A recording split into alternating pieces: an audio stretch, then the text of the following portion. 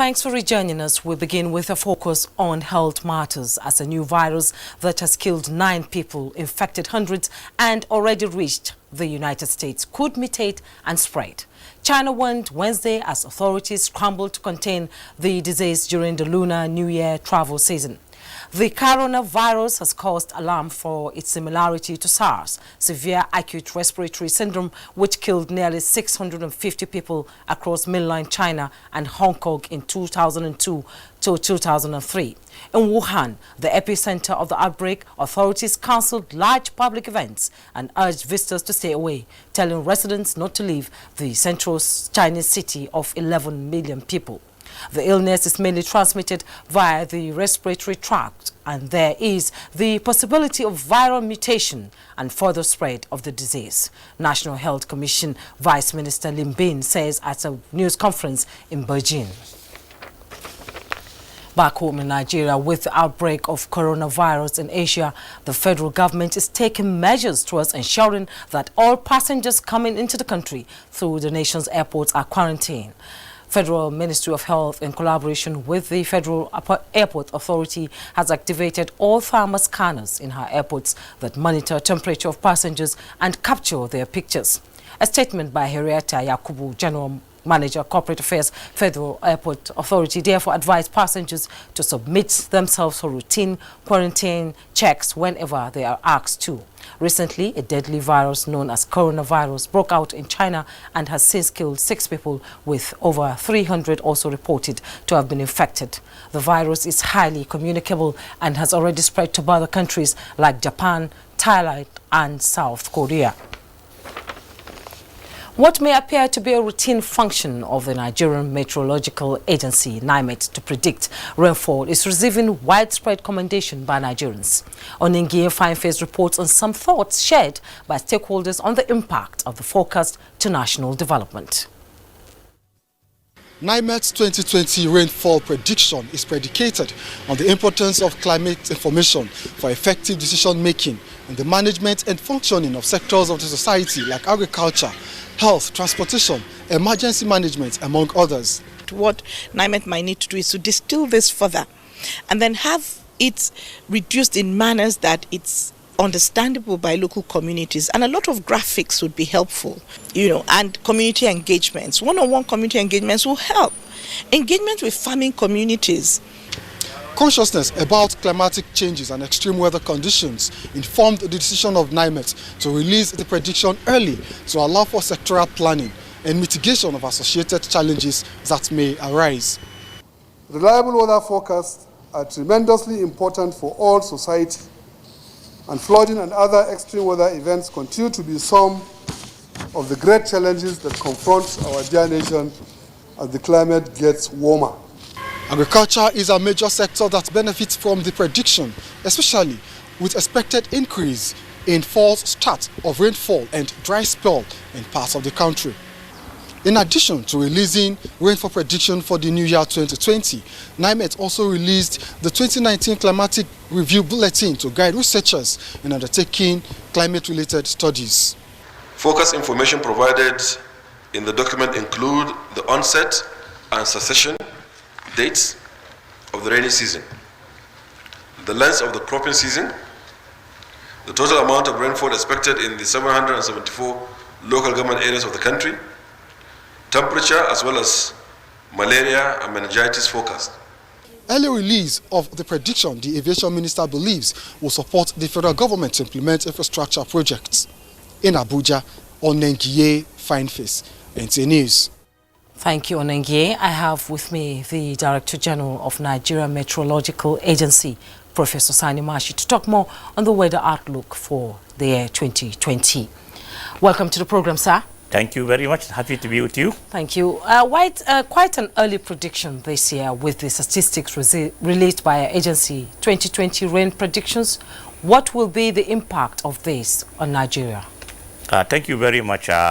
Specifically in the predictions, we have been able to identify a number of events related to weather in 2020 that are likely to have direct impact on the life of Nigerians. But in summary, there are 5 that are a little bit outstanding. one of which there's going to be what we call a false start to the commencement of rain. What false start means is we are likely going to witness a number of random rampant events which are earlier than the established period where rains would commence in different parts of the country. So these are rains that you receive, but they are not significant enough to allow you to start planting. So the planting, the expected effective commencement date of or what we call the onset date of the rain, what you have predicted is actually starting from around February in coastal part of the country until around June in the northern part of the country. So if farmers rely on the false start, they are likely going to waste so much time, energy, and resources there in planting a seed when they are not supposed to plant. We also made predictions concerning the amount of rain that is going to be received. Because of the changes in the climate, we are expecting a high amount of rain to be received over a shorter period of time between the month of July and August. This is invariably going to have serious implications, particularly on flooding.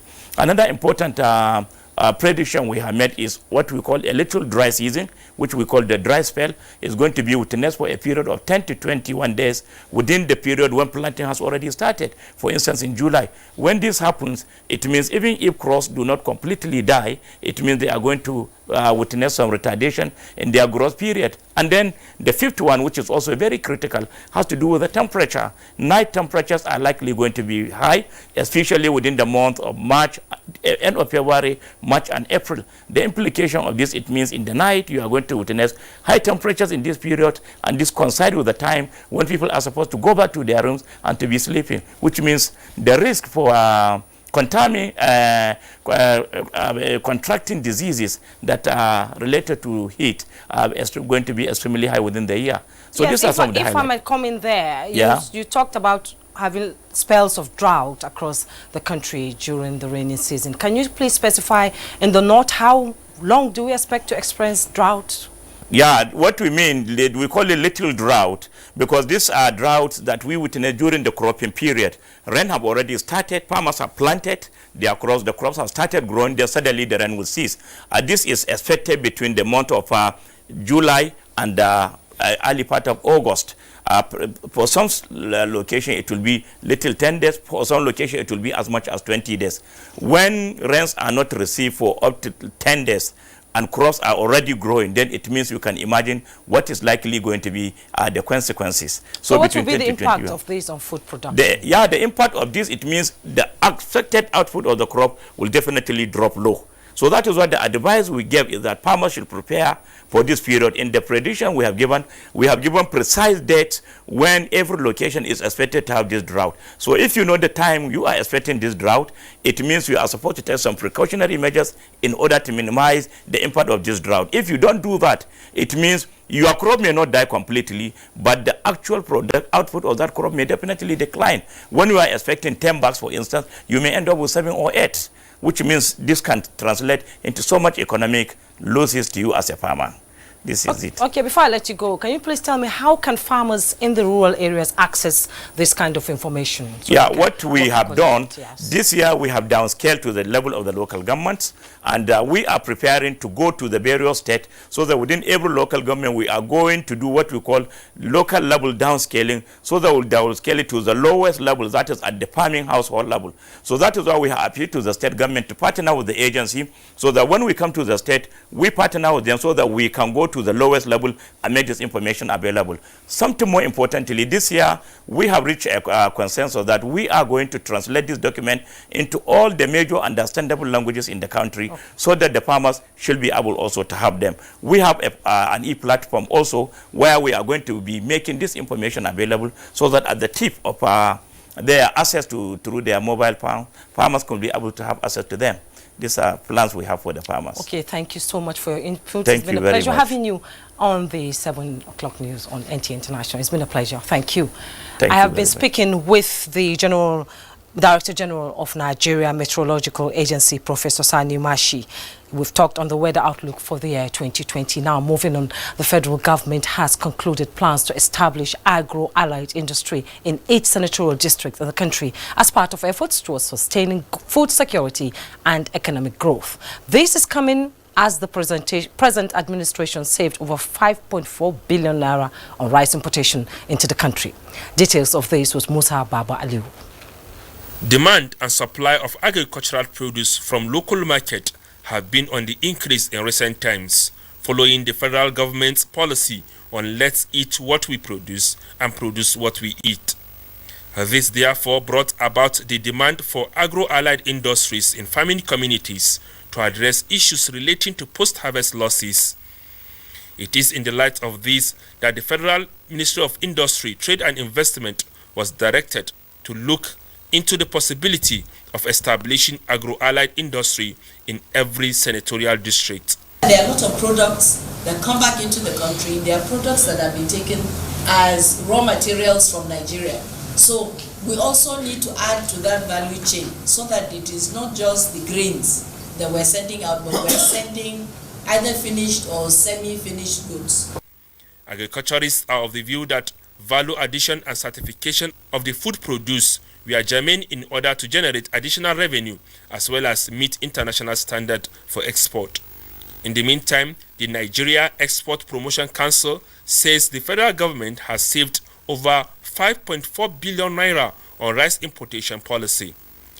This is due to the drop of importation of the commodity from 4.5 million tons annually to 0.8 tons. The Buhari Media Organization attributed the achievement to deliberate policies implementation by the Buhari administration to fulfill its promise on self-sufficiency in food production. In Abuja, Musa Baba Aliyu, NTA News. You're still watching the news on NTA International. Stay tuned for more reports after this time out. Don't go away. Maybe say now 2 or 4 days when my girls won't come visit and I need to come go expire. Oh, my guys, they can't follow me watch this match. I must not fall the hand.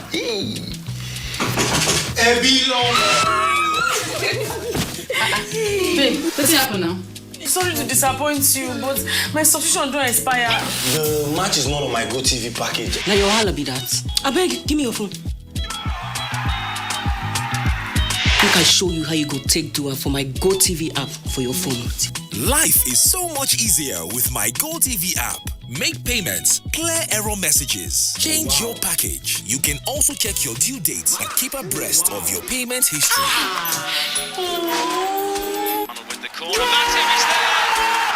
The new My GoTV app is everything you need in one place. So what are you waiting for? Download My GoTV app now from Google Play or App Store to enjoy the easy life. GoTV. Live it, love it.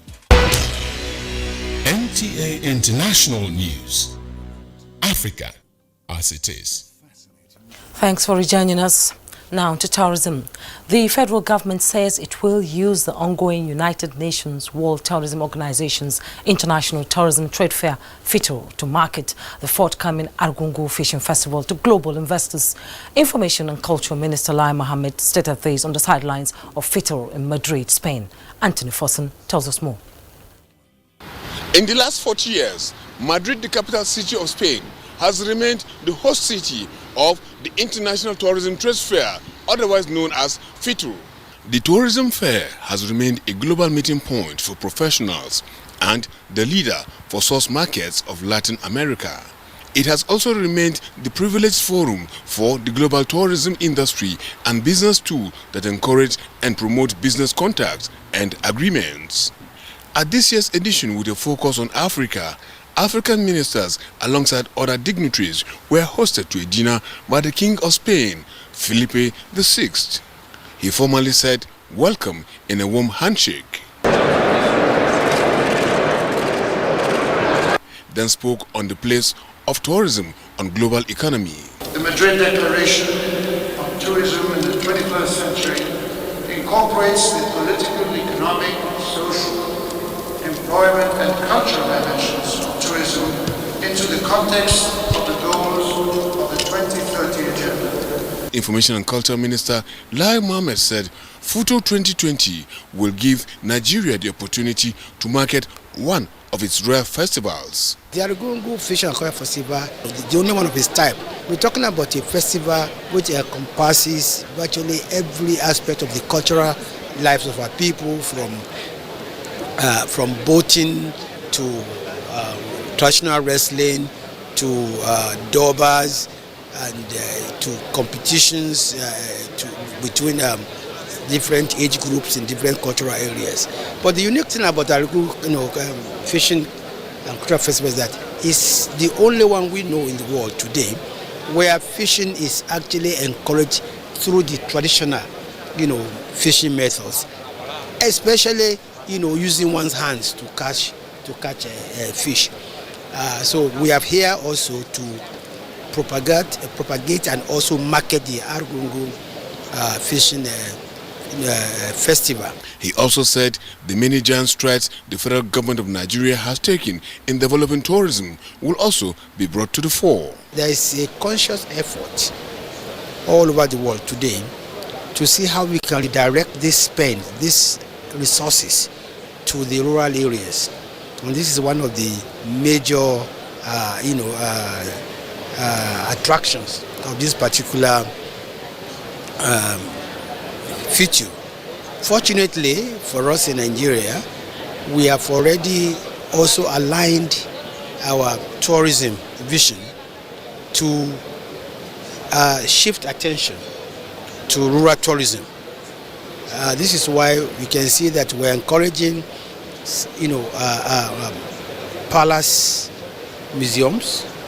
We're encouraging museums in churches. We're encouraging museums in places of worship, because at the end of the day, it is the people that are actually the owners of these cultural sites, the owners of these cultural intangible assets and assets. The minister will be on a panel to discuss tourism investment and business forum for Africa. In Madrid, Spain, Anthony Forson, NTA News. To security now, the federal government is adopting community policing approach towards addressing the perennial security challenges confronting the country. The Inspector General of Police, Muhammad Abubakar Adamu, who announced this at a 2020 North Central Police Regional Security Summit in Nasarawa State, said the federal government is committed to improving the operational capacity of the police to fight crime. The governors of the zones, traditional rulers and other stakeholders adopted the strategic community policing initiative and pledged to work towards its success. In all the cases, experiences of anarchy, lawlessness, agitation, terrorism, banditry, kidnapping, among others, occur at the community level. Therefore, mobilizing for the participation of the citizens in securing their communities, especially at the local level, is a key strategy that the government is determined to employ in its efforts to provide total security for the citizens.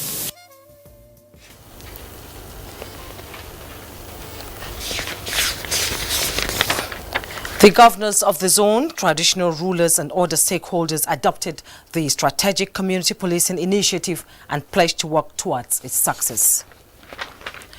Now, President Muhammadu Buhari has strongly condemned the terrorist killing of Lawan Andimi, chairman of the Christian Association of Nigeria, CAN, in Michika local government area of Adamawa State, describing it as cruel, inhuman and deliberately provocating. In a statement by the Senior Special Assistant on Media and Publicity, Garba Shehu, President Buhari expressed sorrow that the terrorists went on to kill the religious leader while giving signals at the same time of willingness to set him free by releasing him to third parties. The Northern Governors Forum has condemned the alleged gruesome murder of Reverend Lawan Adimi, who was the local council chapter chairman of the Christian Association of Nigeria, CAN, and also a pastor with the Church of the Brethren at the District Church Council of Michika, Adamawa State, by terrorist group.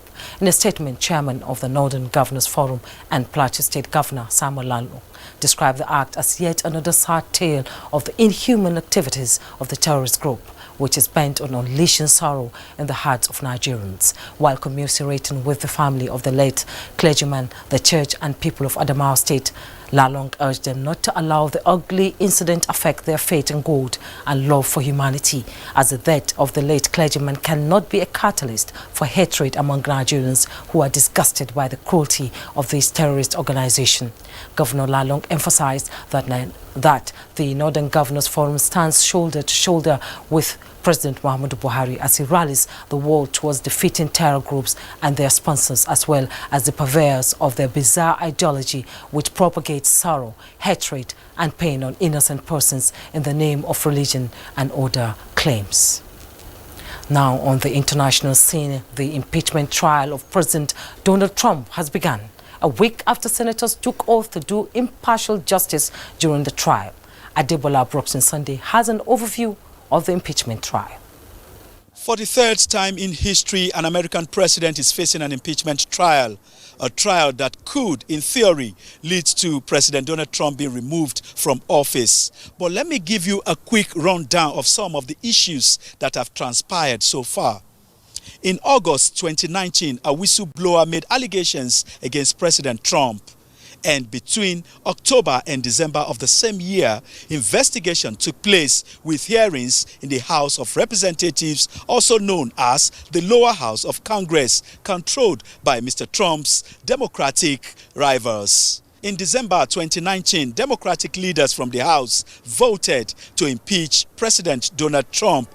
And just last week, the case was passed up to the Senate, controlled by Mr. Trump's Republicans, where the trial is currently taking place. We are not sure if the Senate will accede to the impeachment decision of the House of Reps, because the impeachment in the House of Reps was not bipartisan. For about 13 hours of rancorous debate on the first day, Senate adopted a ground rule for the trial. What is your take on this? It's not a place where you see movement of resources to sway votes or to sway people from one position to the other. And that's a lesson that I think we can derive, that we can take away from this process that is currently going on in America.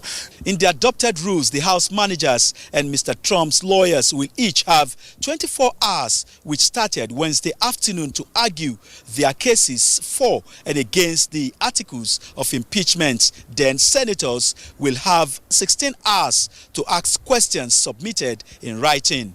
That is likely to happen early next week. President Trump is charged with abuse of power and obstructing congressional inquiry, an accusation he denied. The only other president that faced impeachment trial in the United States of America is Bill Clinton in 1999, and he survived. Adebola Brooks Sunday, NTA News. Indeed, Adebola, and the world is watching. Still on foreign news, Uche Ogochukwu has details for reports from other parts of the globe. Hello there. Tanzanian President John Magufuli has pledged that this year's general election will be free and fair. He has invited international monitors to observe proceedings amid concerns of a democratic crackdown in the country. President Magufuli, who is expected to run for a second term this year, has been accused of targeting the press and his political opponents, turning attention to Greece, where a High Court judge, Katerina Sakeleropoulos, has become the country's first female president after a vote in parliament on Wednesday. Two opposition parties sided with the center-right government's nomination to give her 261 votes, higher than the 200 needed. She will take up a 5-year term in the largely ceremonial post in March. And Rohingya refugees who fled persecution and violence in Myanmar are praying for justice as the International Court of Justice in The Hague prepares to deliver an initial verdict on Thursday in a genocide case filed against Myanmar. More than 730,000 Muslim Rohingya fled an army offensive in Myanmar's Rakhine state in 2017. The United Nations says gang rapes and mass killings were carried out with genocidal intent. That's it from here. I am Uche Ogochukwu. Before we go, a quick check on the weather prospect for Thursday.